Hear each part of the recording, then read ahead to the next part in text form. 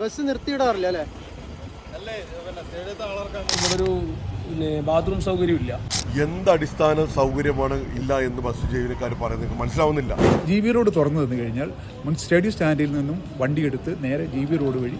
എല്ലാവർക്കും നമസ്കാരം. ഇന്ന് നമ്മുടെ Palakkad municipal bus stand open ആവുകയാണ്. ബസ് സ്റ്റാൻഡ് എന്ന് പറയാൻ പറ്റുമോ എന്നറിയില്ല, കാരണം ബസ്സുകളെന്ന് പറയാൻ നിർത്തിയിടുന്നില്ല. എല്ലാം ഒന്ന് ആൾക്കാരെ ഇറക്കി അപ്പം തന്നെ കയറ്റി അങ്ങനെ പോവുകയാണ്. ചില ബസ്സൊക്കെ നിർത്തിയിടുന്നുണ്ട്, പക്ഷെ ഇവിടെ ഉള്ളവർക്ക് ഒരുപാട് പരാതികളുണ്ട്.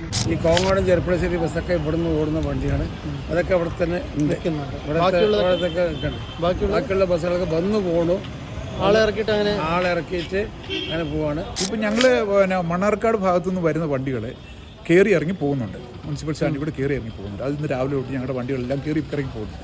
തിരിച്ചു വരുമ്പോൾ ഞങ്ങൾക്ക് ഇതിലൂടെ കയറി ഇറങ്ങി പോകാൻ പറ്റത്തില്ല. കാരണം വെച്ച് കഴിഞ്ഞാൽ സ്റ്റേഡിയം സ്റ്റാൻഡിൽ നിന്ന് വണ്ടി എടുത്തു കഴിഞ്ഞാൽ 10 മിനിറ്റിനുള്ളിൽ ഒലവക്കോട് പാസ് ചെയ്ത് പോകണം. അപ്പം മണലി ബൈപ്പാസ് വഴി വന്ന് മോഹൻസിൻ്റെ ഏരിയ താരക്കാടിൻ്റെ ഇവിടെ ഇറങ്ങി പോയപ്പോൾ 20 മിനിറ്റെങ്കിലും പിടിക്കും. അപ്പം നമുക്ക് സമയത്തിന് ഓടിപ്പോകാൻ സാധിക്കില്ല.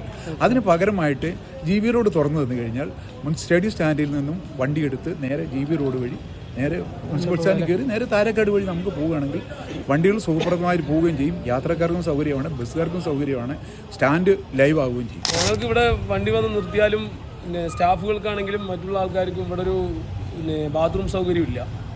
അതുകൊണ്ട് വണ്ടികൾ വരുമ്പോൾ കെട്ടിവെച്ചിട്ടുണ്ട് എല്ലാം, പക്ഷെ അത് തുറന്ന് പ്രവർത്തിക്കാനായിട്ടില്ല. അതുകൊണ്ട് വണ്ടിക്കാർക്കും ബുദ്ധിമുട്ടാണ്. ആകെ 5 മിനിറ്റാണ് ഇവിടെ വന്നു കഴിഞ്ഞാൽ സമയമുള്ളത്. എന്തടിസ്ഥാന സൗകര്യമാണ് ഇല്ല എന്ന് ബസ് ജീവനക്കാർ പറയുന്നത് മനസ്സിലാവുന്നില്ല. ഞങ്ങൾ ഇവിടെ ബസ്സുകൾ ഓടുന്നതിന് വേണ്ടി ആ പ്രശ്നം അന്നിനെ താൽക്കാലികമായി പരിഗണിച്ചിട്ടുണ്ട്. താൽക്കാലിക കംഫർട്ട് സ്റ്റേഷൻ എന്ന് നിർമ്മിച്ചു കൊടുത്തിട്ടുണ്ട്.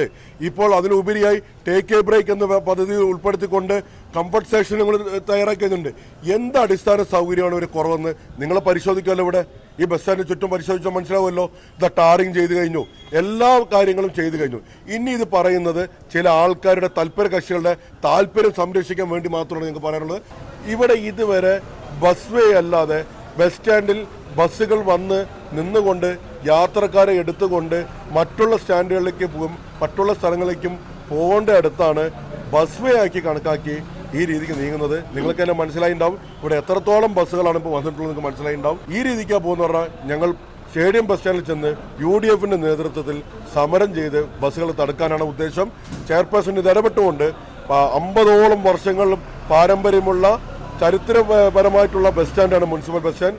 ആദ്യത്തെ ബസ് സ്റ്റാൻഡാണ് പാലക്കാട് ടൗണിനകത്തുള്ളത്. ആ ബസ് സ്റ്റാൻഡിനെ ഇല്ലാതാക്കാൻ ശ്രമിച്ചു കഴിഞ്ഞാൽ ഞങ്ങൾ നേരിടുക തന്നെ ചെയ്യും.